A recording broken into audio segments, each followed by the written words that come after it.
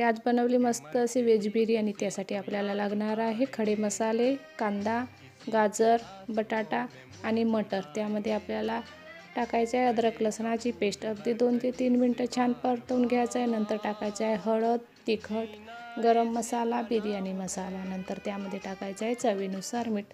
अगदी 2 ते 3 मिनटं छान शिजवून घ्यायचं। नंतर त्यामध्ये टाकायचं आहे दही।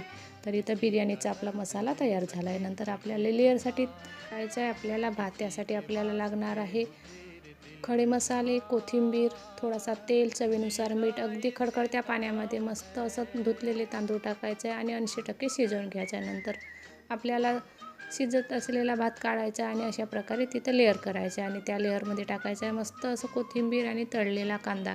अशा प्रकारे सर्व लेअर करून झाल्यानंतर छान 10 मिनटं दम लावायचं। इथं अगदी मस्त अशी झणझणीत व्हेज बिर्याणी तयार झाली। प्लीज व्हिडिओ आवडला असेल तर सबस्क्राईब नक्की करा।